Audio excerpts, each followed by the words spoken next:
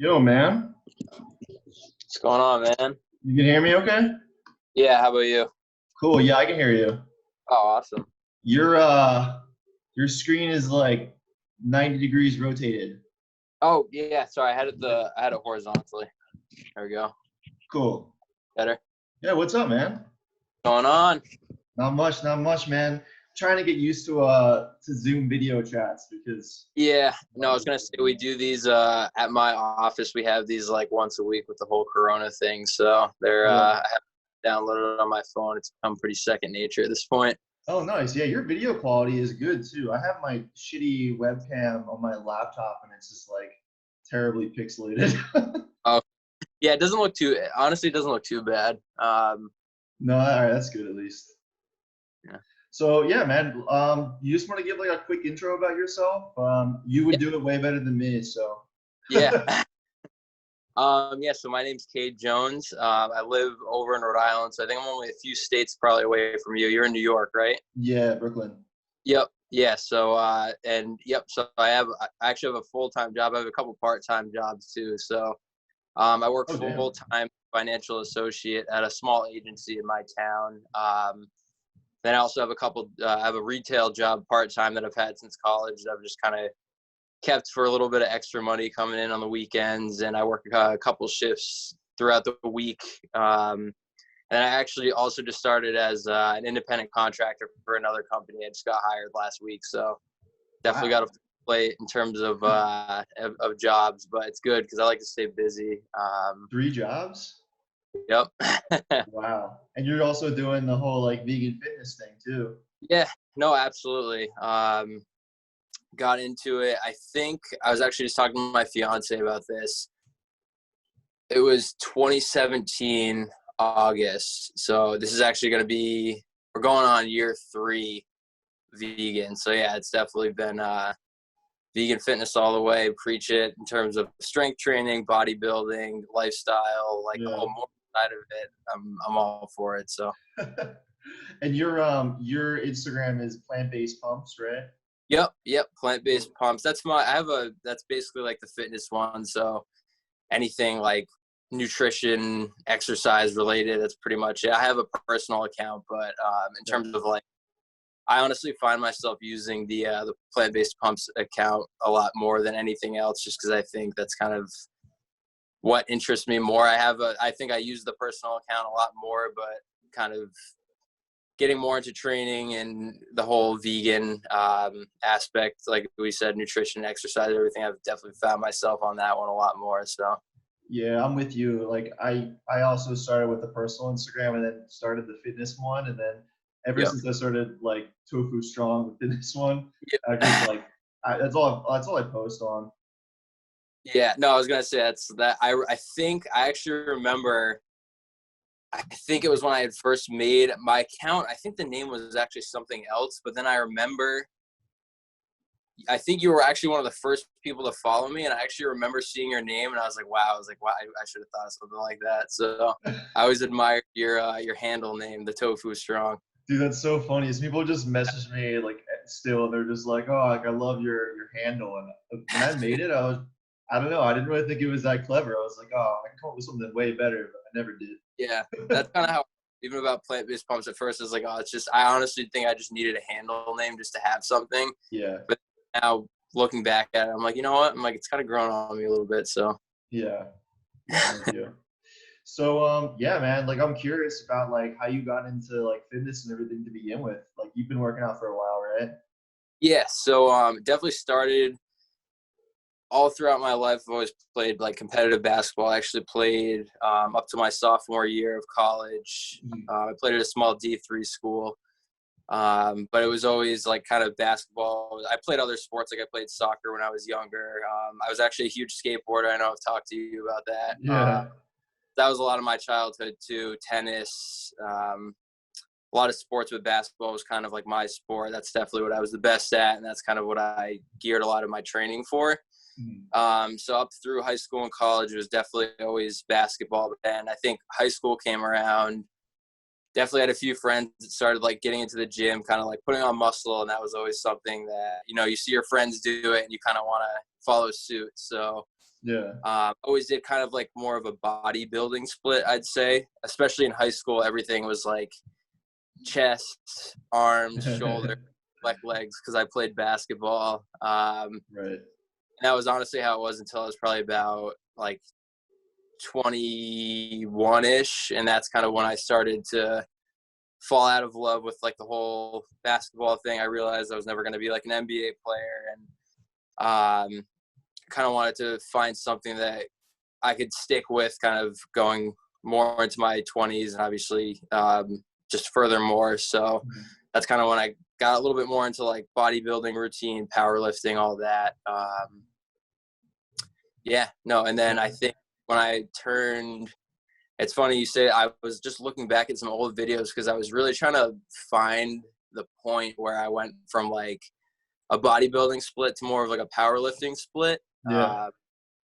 And I think just for like a little context with that, like I know we talked about it briefly, but like the whole bodybuilding thing, I think I had eventually got up to like around 170, 175 pounds. And I was kind of doing the same when I got pretty serious into it, like when bodybuilding or more of the weight room took precedence over basketball.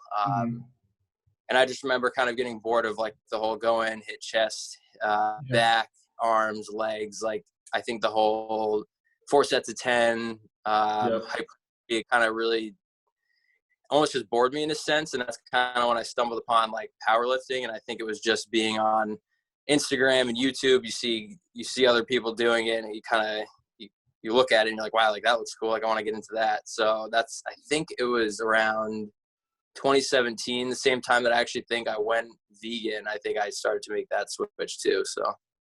Okay, so like you started getting into powerlifting more when you also went vegan? Sorry, you broke up a little bit on that last part. Yeah, let me know if my connection is bad because I got a warning, so I hope it's okay. Yeah, it's pretty good now. You went vegan when you were like switching to powerlifting kind of routine? Yeah, I'd say that there was probably I want to say there was probably a 4 to 6 month time frame where I was still eating an animal-based diet before I had made that switch. But yeah, I would say it was probably like a 4 to 6 month gap in which I was still not vegan while doing powerlifting. So. Okay. Did you I mean, like me, I also started with the bodybuilding split, and I did that for like 4 years, and I went to like Planet Fitness when I first started and stuff. And I wasn't like, I was like you, and also just like eating like, I don't know, just omnivorous, I guess, like just eating meat and stuff too when I first started. But after the first like year of like doing the bodybuilding splits, I just like didn't make any progress. Like I made a ton of progress in the beginning, but like I think I shot up like like I was like doing almost like a dreamer book the first year, like doing a bodybuilding split, and I went like up probably 25 pounds in a year, maybe 30, like just drinking mass gainer shakes and stuff. I'm sure you could probably relate to that. No, I was gonna say I've never been like a super skinny guy, but I would say I definitely went through like a chubby stage in middle school. I think a lot of guys do, but then I definitely thinned when I got to high school. But I was never like a rail. Like I was never super skinny. I think I always was around like 160, 165 pounds. So when I started doing like the bodybuilding split, I probably put on a good 10 pounds, maybe 15, 10 to 12. Normal for your first year. Exactly. And then I think I remember I had set the goal after that. I was like, I just want to get to 185 pounds, like by any means. So I think that kind of for me, it was always like, I want to put on more weight. Like I was so stuck at that 170 to 175 pound mark. I was like, I really just want to surpass that and kind of see what I can do. And I think that definitely the powerlifting routine was kind of what put me over the edge. So, and I mean, we're going to get into this obviously, but definitely kind of going vegan and the surplus of calories and carbohydrates that I was eating was definitely, it's so funny, like a lot of the stereotypes you hear, because like I said, I was stuck at like 170, 175 pounds and I went vegan, and my peak weight in terms of a bulk, I've hit 208. So for me, like the numbers kind of speak for themselves. So how tall are you? 5'11". You're 5'11"? Yep. Okay, so we're pretty close. I'm 6 foot. Yep. So yeah, I can relate to your body weights then pretty closely. Yeah. I Yeah. wasn't No. sure if you were like 5'6" or something. I was like, damn, you a big boy. Yeah. No. Yeah, no, that's cool, man. Yeah, but yeah, like let's talk more about the powerlifting kind of split that you got into. Like when you switched over from the bodybuilding, like you were doing first of all for the bodybuilding split, you were doing like body part splits, right? Just doing like chest, arms, day, and all that. Yeah. And I was definitely one of those gym bros that like to focus a little bit more on like chest and arms as opposed to like back Right. and legs. So I would probably train chest twice a week, back once, arms once, shoulders once, and legs once a week if I was Yeah. feeling up to Yeah. it. But Same with me for sure.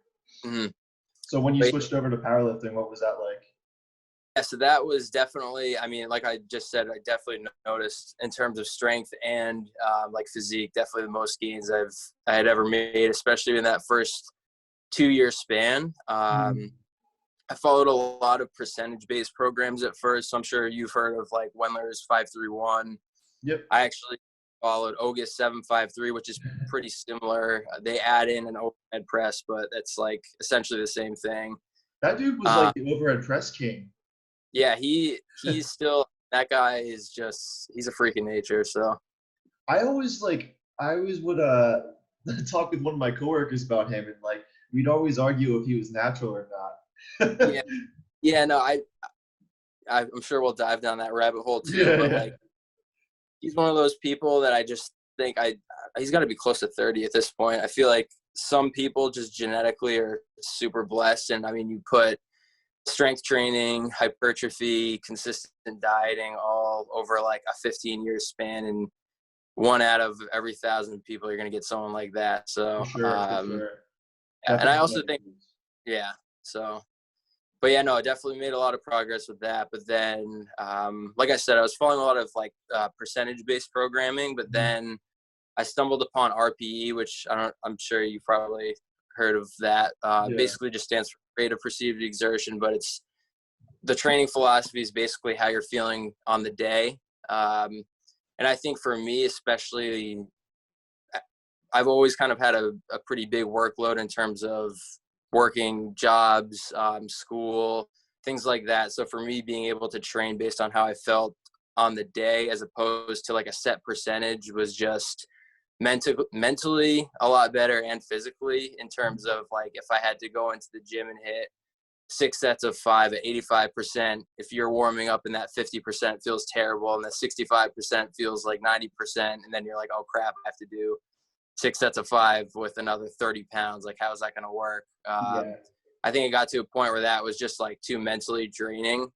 So switching to like the more of the RPE philosophy for me has definitely been what I've made the most progress on, also in terms of like the big three. So Okay. Yeah, I can definitely relate to that too. I used to always do percentage-based programming, and I think that's kind of like how you get into like a lot of these powerlifting routines too, right? mm-hmm. Like you start following like 5-3-1 or like starting strength or something, or like kind of like what like Grace. There's so many like linear programs out there too, like Yeah. Grace School and like End Sons or whatever. I never did them, but like I think they're all percentage based. And then Mm-hmm. I remember like also when I first started getting into the powerlifting routine stuff, I would always be so curious about like this whole like RPE system that like reactive training systems was always promoting. And because I think those guys were like the forerunners for the whole RPE system. Yeah, that's basically where I started too. A lot of the guys in the gym that I used to train at were running like different cycles of that reactive training systems program, and that's Yeah. what kind of do it. So I think, yeah, they definitely put out good I think I follow them on Instagram, but they definitely put out good content too. Oh, for sure. Yeah. I remember this is probably wow, probably was 4 years ago now, but they did like a test run of like this hypertrophy program, and it was like a Mm-hmm. Facebook group where like they gave you the programming, I think, and then you like joined the Facebook group, and then everybody followed the programming along together, and like you, I guess, like discuss your results and stuff. But that was really cool. And Yeah. I think I got into the RP training before that with there was a site called like Powerlifting to Win. I don't know if you never heard of them. But No. okay, that's like a great resource for like just any information on like powerlifting routines and stuff. And this, I feel like this guy also was probably relevant like 6, 7 years ago now, like probably Mm. 6 years ago. And so I don't really know if he's active anymore, but like his site, like I learned everything about like powerlifting routines, like RP and stuff from his site. So it's a good resource.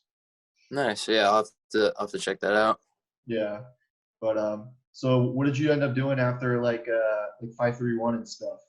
Yeah, so after the 5-3-1, I was doing that, like I said, I was doing that reactive training systems, kind of following what some of the guys in the gym that I was training at before I switched to a 24-hour gym were doing. And that was basically like the sets and reps kind of varied from, it was basically like 6 to 8 week increments. And you would obviously have like a competition style lift. So like low bar squat, pause bench, and then your deadlift, whether it be sumo or conventional. And then it would be like variations after that as kind of your accessory movements. So things like 3-count bench, 5-count bench, Right. pause squats, banded squats, things like that. Definitely followed that for probably like a good year and a half. And I definitely saw some progress with that as well. For me, I think I was getting a little too sucked into some of those like accessory lifts. Like I think that I was getting too attached to things like reverse band squats and like block benches. And I feel like for a certain point, those were starting to kind of take precedence over the normal competition style lifts. So I think over the last 3 years, I've definitely tried to refocus with kind of just building up more volume and frequency with the lift itself, as opposed to kind of some of those accessories. So I was actually following, I don't know if you've ever heard of him. His name's Matt Venna, super strong powerlifter out of Canada. He was doing my coaching for a while. And I think I'm actually going to go back under him. But I think with the whole Corona thing, I had just moved into my new house 2 months almost at this point. I had no equipment. So kind of had to wait until my equipment for my home gym came in before kind of going back under his programming. But he was doing my programming for a while. I'd say probably 5 to 6 months. And I was I was hitting PRs in terms of volume, and I think I was hitting like doubles and triples with my old maxes. So he definitely helped in terms of like overall strength. He's been pretty huge so far. So definitely hoping to go back to him as soon as I build up a little bit more frequency. And I feel like I'm at a point where I can kind of start reprogramming to gain strength. So when did you do the coaching with him? What you said, when? Yeah. Yeah. I want to say, I think I reached out to him at some point, like mid 2019, around there. Okay. Yeah, because like I said, it was probably like a good 5 to 6 months period where I was very steady, and then this whole thing broke. I think there was like a 2 weeks before this whole thing really went crazy. Kind of lost contact. I know he was doing a meet, and then I had a lot going on with moving into my new house and kind of getting settled with that. So definitely hoping to kind of touch base and, like I said, start doing that, get under programming with him once again. So That's awesome, man. I did some coaching with some guys here in New York about like probably for the first time 3 years ago now, up until probably 2018. So yeah, a couple years ago. I did it for about a year, and I definitely got the best results of my life actually. Following his programming, and like I don't know if it's like specifically the programming or if it's like just your inherent motivation for following the program. yeah, But either way, like it works. Like if I'm sure it has something to do with both probably, but yeah, it definitely is it helps a lot. yeah. I was gonna say, especially I think having someone else basically hold you accountable. I Yeah. think that goes it pays such dividends, because you, like, if you go in the gym and in your head you want to hit like 5 sets of 3 at like an RPE 7 or something, and you do the first 2 sets and it's a day that you're like not feeling the greatest and you kind of just want to wrap it up after that and move on to accessories. Or if you have like bench after, move on to bench. I think having that preset programming and knowing that there's someone that's going to review a video critique of you doing all 5 sets, I think it just kind of holds, like I said, it's a certain level of accountability that there's someone else kind of overseeing your training. And I think when you do that day after day, week over week, month after month, there's progress is kind of inevitable. So yeah. Plus with the programming itself, it's like you don't want to program in like I don't know, like 5 sets of 12 on you know, back squats, like or like you don't want to do like, I don't know, 10 sets of triples, you know, with bench press or something like. And, you know, it's like stuff that I would never program, and I feel like that's probably like the most valuable thing about it, because it's stuff you wouldn't do, and that's what you're probably gonna get the best results with. Yeah, I was gonna say, I remember one of the lists that he had me do secondary to a competition squat. I think it's a paused double squat. So you basically pausing on the bottom, pausing above parallel. And I just remember the first time I'd never done them. And I remember the first week, like, messaging him, like, what the hell are you making me do right now? Like, this is terrible. Yeah. Like, I don't know about you, but like, I'll definitely program in some stuff that's just, it sucks. Like, sets of, like, I've definitely programmed in like sets of like 12 and Bulgarian split squats and stuff. And like, I can't think of anything worse than that.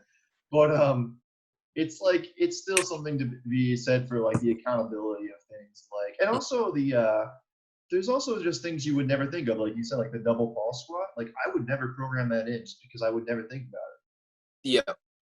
And I also think just frequency in general, like for me, I was so used to squatting like once or even twice a week. And then at one point I was squatting 4 times a week. Yeah. And it's crazy because at that point, like I remember a lot of those kind of nagging aches and pains you ever have, like that's when I felt my best, was when I was squatting the most. And I just think that my body was so used to the motion of squatting and squatting with weight that I had kind of built up like a resiliency towards any of those nagging pains. And that's basically what I'm trying to do right now. I'm really just trying to, I don't know if you follow Sean Noriega on like on Instagram, or one of my buddies went to high school with him. So there's like a weird friend of a friend connection. That's funny. I was going to say, I was following, he put out this great video about basically how you should treat kind of your routine when you get back into, obviously a lot of people being out of the gym kind of will probably have the tendency to just go and like max out or just go and kind of do whatever. And he actually put a really good video out just with a solid layout for your plan, like in a 4 to 6 week time frame. That's kind of what I've been following, just to kind of, like I said, build up some frequency, just get some volume back under my legs, and before I really try to hit the ground running and get my numbers back up. So yeah, that's funny because I keep hearing about everyone being like, "Oh, like I'm just gonna go in the gym and max out right away." Yeah. Like, for me, that's the last thing I feel like I'd want to do, because my ego would just be crippled, man. Like, I'd go in there and like warm up, like do my warm ups, and like I'd hit like I don't even know what I'd hit, but I would just feel terrible about it. Like I'm doing pistol squats like twice a week. Like there's no carryover there if you're not also doing, you know, barbell squats, like heavy barbell squats. Mm-hmm. Well, he actually said something pretty interesting in the video, which is pretty contradictory to what you just said. But my thought process was the same as you. But he, in his video, and I didn't even think of it like this, but he was basically saying that maxing out, you shouldn't obviously all out max out, like bench until a 15-second bench press rep, or like squat and you have 6 veins busting through your forehead, but like hitting something at probably like an RP 8.5 or a 9, so you can conservatively kind of estimate what your current 1 rep max would be at this time, so that way you can build up to see where you're at now and what steps you need to take to get to where you want to be. So I thought that was interesting, because I was following the same mindset of you, in terms of like, that's the last thing I'd want to do when I go back into the gym, is even come close to what like maxing out would just be, like you said, so mentally tough to see what that number is. So, dude, it also doesn't help that I've also been cutting again. just because like I'm getting bored with just staying the same like with everything in quarantine. So I'm just Yeah. like, yeah, I'll keep cutting. And like I know if I went back to doing like the big three or big four, whatever you want to call it, I would just be just so bummed about it. Yeah.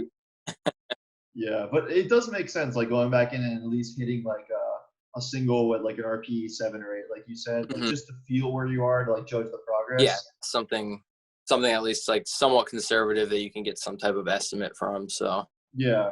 So are you doing all your programming now? yeah, so I'm like I said, I'm basically following his. I have it on. It's funny. I have it on my. I have like a whiteboard in my gym that I wrote it out so I could follow it. But yeah, I'm on week 3 of his. It's like a 4-week reintroduction to the big like your volume and frequency basically. So I'm on week 3 of that. I'll probably do. I might extend it. Like I might just up the RPE a little bit on making a week 5 and 6. And then I think I'm actually going to contact Matt soon because I want to definitely kind of get back under his programming. And I Okay. think now I have essentially everything that I'm going to have. So I feel like I'm able to train at like full capacity at this point. So Cool. I think you and I probably do our programming pretty similarly because you said you also use RPE, and hmm I've like strictly been doing like RPE based programming for like probably like at least like probably 3 years now at this oh, point. wow. And I have just been really into just giving myself like I'll give myself like my exercises for like 4 weeks or so. I actually kind of just switched over to more of like a conjugate style approach, at least when the gyms were open. But either way, like it all follows like a rep range. Like so, like I'll have my exercises for the day or the week, and everything will have like a rep range from like 6 to 12 or like like 8 to 10 or less or whatever. And then it'll just be like at RP 7 or 8 or something like that. And then I'll just hit the rep range that I can on that day at the appropriate RPE, and then just kind of go week by week and like trying to add weight where I can. So like kind Yeah. of like linear week to week, but like still RPE based, like whatever I can get in that rep range. And if the weight ends up getting too easy or too hard, I'll just take weight from the bar, add it to the bar, like as it feels right. Is that kind of what Nice. you do? Yeah. I would say like it's pretty similar in the sense. Yeah, I'd say it's similar. The only difference I'd say is I think my reps and sets are like the one thing that don't change at all. So I Okay. like to have it structured for the week. So if I'm going to be squatting like twice a week and I have one day that I'm hitting normal low bar squats like 5 one thing that I have done this past year or past year and a half probably I've definitely been not to get off tangent, but it's just kind Yeah. of reminding me my whole approach to training. But I've definitely been doing like heavier singles on everything. Yeah. I think for me, that's been huge because like there's such a difference for me hitting like a set of a 3 to 5 as opposed to hitting like a single or a double. Yeah. So, and that was one thing that Matt had me doing too, is like there was everything basically started with a conservative single, whether that be something all the way down at like an RP 6 or something up at like a 9. Mm-hmm. A lot of like I'd say every week I'm hitting some type of single before working sets. So my programming, I feel like for the last 6 months to a year has been pretty much the same in the sense that I've been doing some type of single for squat, bench, and deadlift at like a 6 to a 5 to a 9 or 6 to a 9, something like that. And then I'll have set back down sets with RPEs. So like 5 sets of 3 at like an RPE 7. And the first few sets might be a little bit heavier. Like say I'm squatting and I hit my single and I hit something like a 370 or a 380 single at like a 9. And then the back off sets are 5 sets of 3 at a 7. The first few sets might be a little bit heavier, like 340 pounds or 345 pounds. And then the last 2 or 3 sets might be like 320 or 325, something like that. So, Okay. yeah. Either way, they both really revolve around auto regulation. Yeah, exactly. Yeah. And that's, I think we talked about it a little bit earlier, but like I don't know. Some people live by percentage-based training, and for me, it's just I feel like that's one thing. Mentally, it would just fluster me too much, especially on days like on Fridays I have like a 14-hour work day, Oh but yeah. that's one of the days committed to training. But I will do it'll be an upper body day, so it's not obviously as taxing as if I had to go in and squat or deadlift or something. Right. So hitting a single on like a Friday night at 10 o'clock is definitely, it can kind of fluctuate in terms of how I feel on that day. So Yeah, I definitely know what you mean, man. So I just want to touch on like the nutrition aspect a little bit too, since it ties in so much with like your progress over the years and stuff. So like when you first went, did you go like straight from like a regular diet, like a regular omnivorous diet or something, to a vegan diet, or did you go vegetarian first? yeah, so I definitely want to get into this. So Yeah. I was very fortunate in the sense that I lived with three girls, and my family's three. I have three older sisters. Um, my mom, my dad, and then my now fiance. But the long and short of it is, all three of my sisters had went vegan. My mom went vegan. My mom was getting my dad to go vegan. I was the last Wow. one in my family. I was the typical youngest child son who likes working out, and I was like, oh, there's no way I could do it. Like, where am I gonna get protein? Like, no one that's vegan is big, no one that's vegan is strong. And I just kind of slowly, it was actually right before, I think for Lent one year, the year before I went fully vegan, I actually gave up meat. I was never a big red meat guy. Like I would eat burgers and have beef like here and there, but I really just I would eat chicken, probably chicken and turkey 2 to 3 times a day, eggs, cheese, milk products, dairy Yeah. products. So I actually just gave up all meat for Lent, and that's kind of how it started. But I was still definitely housing like cheese pizzas, vegetable pizzas, whey protein, things like that. But I think for me, I wanted to just see if I could give up meat, and I was able to do that successfully. And then I think at this point, everyone else in my family was definitely vegan. Like, I was the last one to not switch. So then from there, I tried cutting down, because I was eating way too much dairy, and that was leading to like a whole bunch of problems in terms of like, I think, inflammation in my body. Like, I definitely had a good amount of aches and pains. Like, definitely skin was a big something I wanted to get under control. I was having breakouts like way too frequently for someone that was over like 20 years old. Yeah. So I was able to kind of cut that down. And then I think what really the turning point for me, I was actually on vacation with my girlfriend, or fiance now. We were in Costa Rica, and we were at dinner, and we ordered, so I gave up meat for Lent, and then we went on vacation. And then I wasn't eating as much meat as I was prior to giving it up, but I was still eating meat. And I actually ordered this duck that was like covered in a teriyaki sauce. It was almost like the roast that you see in the grocery store. Yeah. And I remember just like eating it and then looking at it, because it was all the full bones and everything there. And I was like, wow, it was the first time I'd ever really thought of it, but I was like, I feel like disgusting. And we ended up going back, and my fiance was already vegetarian, vegan at the time. I can't remember if she was full vegan or if she was still eating like some dairy here and there. I think she was vegan, actually, because then we got back, and I actually remember watching all the documentaries. So we watched Forks Over Knives, Cowspiracy, What the Health, and then I had just went shopping like that week that we got back from vacation. I remember throwing everything out, just completely. I think I'm just the type of person, when I commit to something, I do it. Like, I can't really Or do it nothing. half.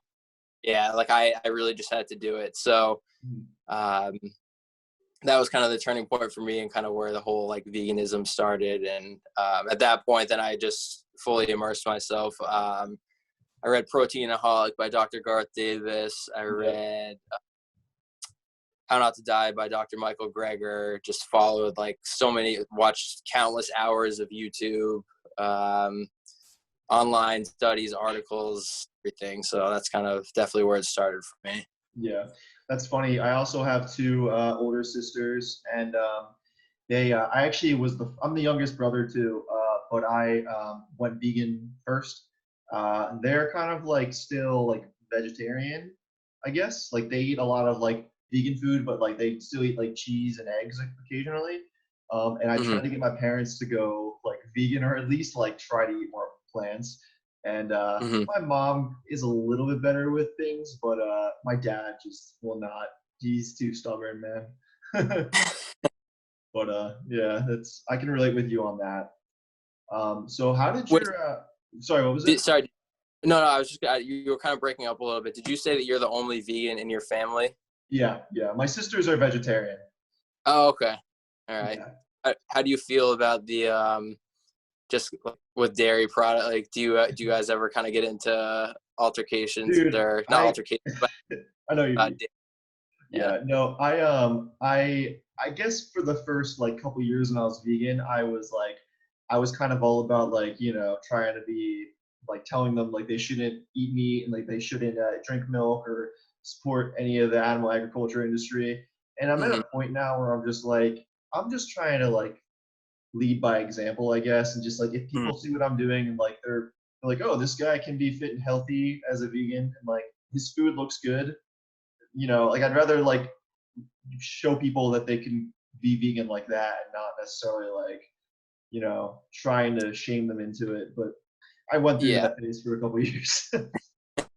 Yeah, no, I think it's definitely it's a touchy subject. Like, it's funny you say that because I even at my part-time job that I work on the weekends, one of the managers was he's always asking me about working out and just like what I eat. When the first time I told him he was vegan, he's like, you're not vegan. And I was like, no, I am. I don't eat anything that comes from animals. He's like, you build muscle like being vegan, and I was like, yeah, Yeah. it's no, and building muscle on a omnivorous diet. So it's funny because he actually gave me his email address and phone number, and he asked me to kind of give him a bunch of resources. So, and that was earlier today. So it's just funny that you just brought that up. It's pretty cool. Yeah, I mean, if you're like fit and vegan, people are super interested. Like, Mm-hmm. they're like, "Oh, how do you get enough protein?" Because like your average person doesn't hear that every day like we do. So it just brings up a little talking subject, and all of a sudden they're interested. Like it all stemmed from like you being like built and into eating vegan, like being vegan. I don't know. Yeah. Yeah, but so how did that affect your training when you first went vegan?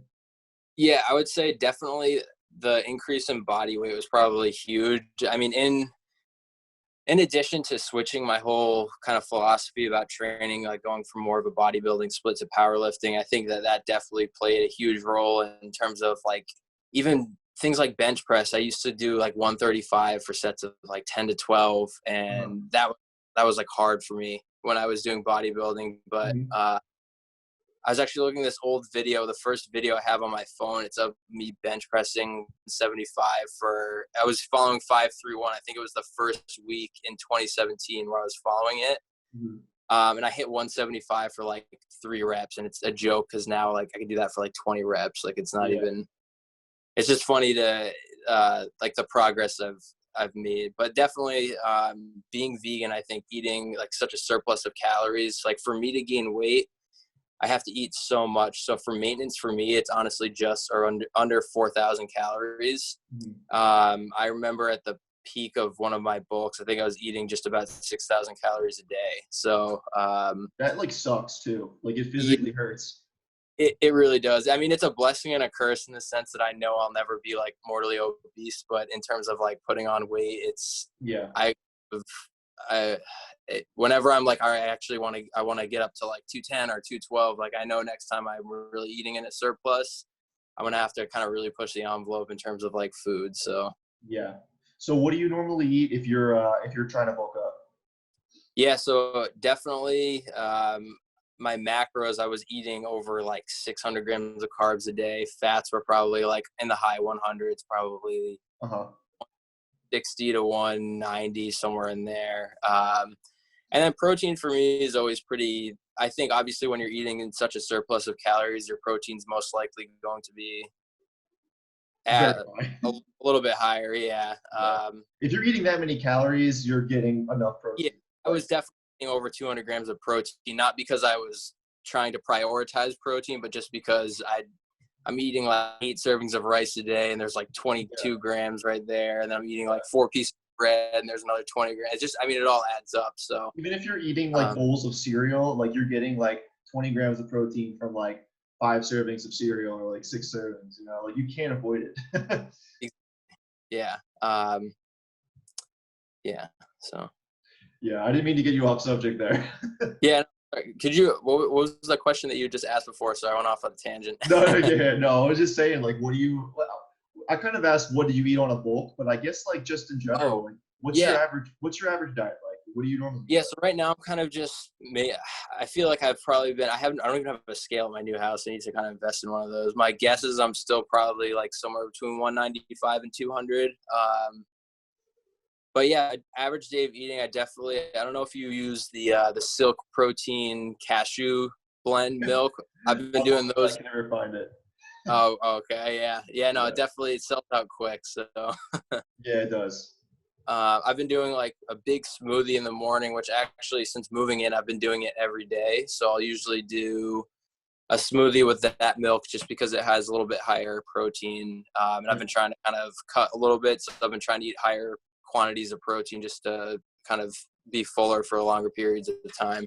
Yep. I've been doing that with a bunch of frozen fruit, and then I'll throw some granola in it. So that's kind of breakfast. And then I'll also have just a standard like PB&J with some cinnamon raisin bread, and then I'll have like more fruit too. So I'll have like a couple oranges in the morning. I've actually been fasting. It depends on your view and perspective on fasting, but I usually start work about 7:30 in the morning, and I don't eat typically until around like 12:30 or 1. I'll have coffee and I'll have water, but other than that, I kind of have my first meal usually around 1 o'clock. Which was the one I just described. Mm-hmm. Then I'll usually have I'll probably have a little bit more fruit, whether that be like an apple or like clementine, something like that. And then I'll usually train right around like 3:30 to 4. Mm-hmm. And then right after that, I've been doing, I'm sure you've probably had Ripple milk before, but I've been doing Ripple milk and chia seeds like post-workout. Just as kind of another thing just to kind of keep me full for a little bit. And then I'll have one more meal around like 7-8 o'clock, like a big meal. That's probably something like rice, sauteed vegetables, tofu, some type of like mock meat, beans. I feel like I'm very boring in the sense that I could probably eat sauteed vegetables, chickpeas, and rice with adobo seasoning every day and be perfectly happy. Yeah, you're pretty much describing me, man. Like, I can eat that every single meal. Like, I love it. That's funny. So how much protein do you normally get a day?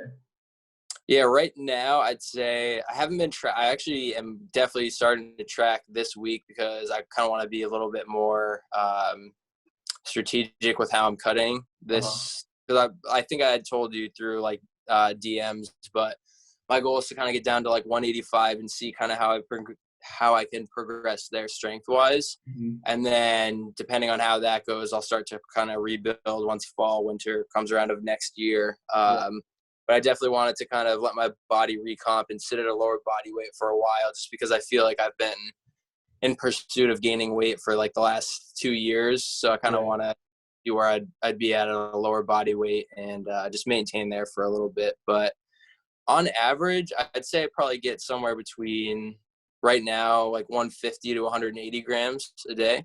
Okay. And I think that's partially just because I'm prioritizing it, trying to actually make sure that I hit that. That's like the one number I'm concerned with right now. I know just from reducing my meals, my carbohydrates obviously aren't as high as they typically would be.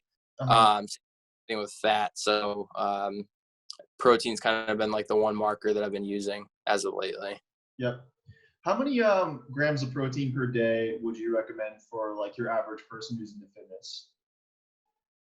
Yeah, I think it's tough because I feel like some people, I mean, everyone's obviously different. For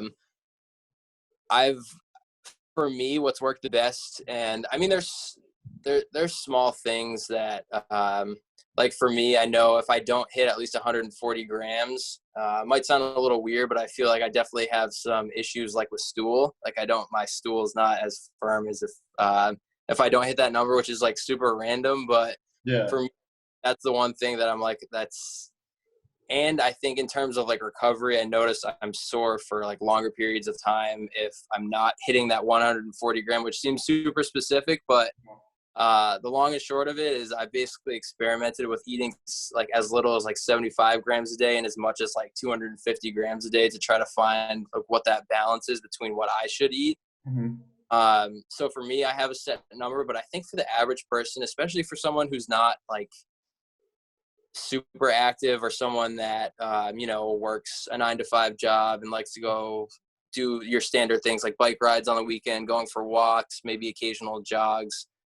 I think the whole premise of going by like pound of lean body mass is a good standard to go by, or even if going by like half of your body weight, I think is more than what the average person needs. Like, I think those are the two that when people ask me, especially like I said, people that aren't like super active, I'll usually just say half of someone weighs 200 pounds, 100 grams is like more than enough to kind of supply your body with what it needs. So yeah, I think the recommendation for protein is something like 0.3 grams per pound of body weight or something. Like it's like super low. Or I think exactly. it's like specifically the number 56 grams for men pops out to me, which is like Yeah. ridiculously low. Yeah. And that's just like for your average person who like wants to be like healthy.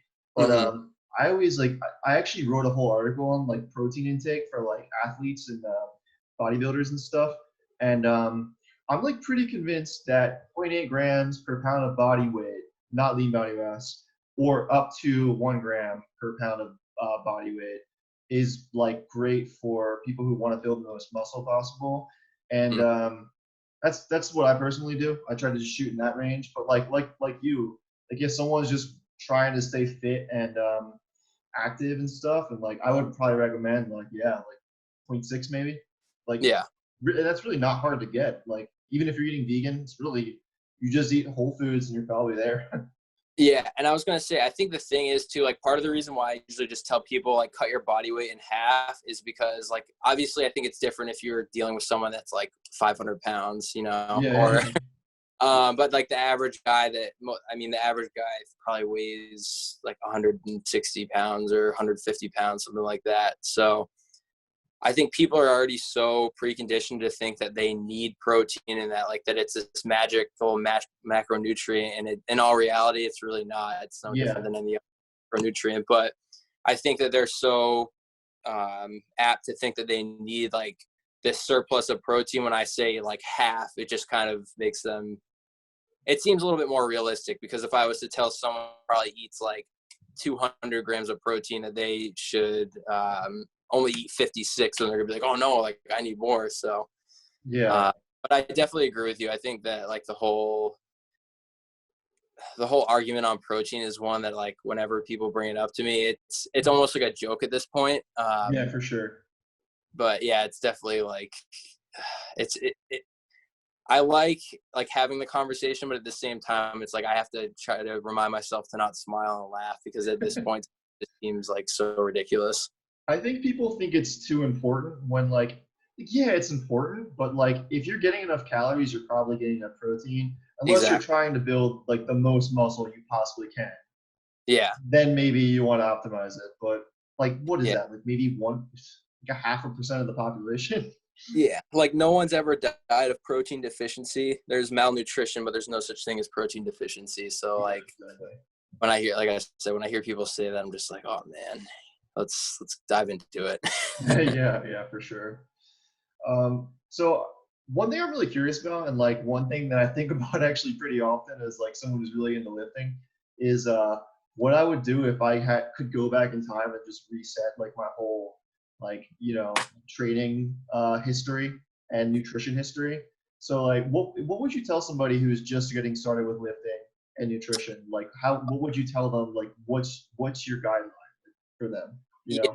Yeah. In terms of training, I would absolutely say to focus on strength first. I think a lot of people when they start off, like especially now, kids that are like in high school and college, like the YouTube fitness industry is so prevalent, and they see like these massive guys who some of them Yeah, aren't yeah, yeah. natural, who are promoting like their supplements and their workout programs and all these things that are coming off as something that could be like attainable for like a 17, 16, 17, 18-year-old kid. Mhm. And it's honest, it's just not in some respect. But so like for me, I would say focusing on strength is definitely key. Like I made the most results. I got the most results training for strength in my 20s. So like if I could go back and tell a 16-year-old or 17-year-old me when I first went in the weight room to stop like doing 100 sets of bicep curls and tricep Yeah. extensions, to learn the form on how to squat, bench, and deadlift correctly, that would definitely be my my number one recommendation. Is there a And then program that you would recommend? yeah, I don't think anyone can go wrong starting off with like a 5-3-1, or like I said, that August 7-5-3. I think those are very, you can make, especially someone that isn't used to prioritizing like the big three, squat, bench, and deadlift. You just following that program, getting the, and that frequency isn't high. I think you're doing each twice a week, if I recall. But you'll make like great strength gains, and obviously if you're making strength gains, especially when your body's still growing, you're going to make gains to your physique as well. So Yeah. I think 5-3-1 is great. I mean, obviously if you have someone that can help coach you, that would be great, but most high school and college students I don't think are who aren't in search of that or looking for that. So Yeah. yeah. So what about in terms of nutrition? What would you say? Sorry, I didn't quite hear. What was that? What about in terms of nutrition? Oh, yeah, and nutrition, don't worry so much about protein, kind of like what we just talked about. I would definitely say eat in a surplus. I mean, I would love to recommend being vegan to obviously everyone. If I could tell the 16-year-old me what I know now, I 100% would. But Mhm. I think when I was 16, it's a lot different than what 16-year-olds now are also kind of going through. Mhm. And the knowledge and information that they have accessible to them, with everything from like YouTube to Netflix documentaries to all the information online. Like when I was 16, I didn't really have influencers telling me that you could be vegan and gain muscle. So I think my recommendation would definitely be to kind of follow a plant-based diet and to eat in a surplus of calories. First of all, learn what a surplus of calories is, and then Yeah. eat plus. But obviously being plant-based and being vegan would definitely take precedence over anything else. So That's a great point, man, about there just being way more information available to like younger people now. Because mhm. when I first started lifting was probably 10 years ago, and I there was no good info, man. Like bodybuilding.com was the best Yeah. info, and it was like the forums, and it was like all everybody was doing body part splits and stuff, like you said, and Yeah. like just like like you just I didn't get the best results with it at all. And I don't think most people would.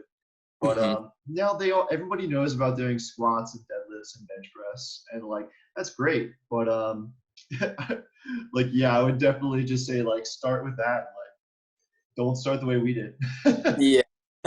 And it's hard too, because once you start, and like for us, like I know you said, I think you put on like a similar amount of weight, like 10 to 12 or 10 to 15 pounds when you first started with bodybuilding. Like you get stuck down that rabbit hole because you get those initial newbie gains, and then you're like, oh, this is working. But then you hit like a year Yeah, and a half, 2 years, you're still following the same splits and you're not getting any results, and you're so used to hitting chest, back, arms, shoulders, legs that you don't really want to switch. So I think starting out with more of a strength background definitely kind of sets you up for a better path in terms of strength and physique, especially when you start like super young. So yeah, that's good info. I totally agree with you there.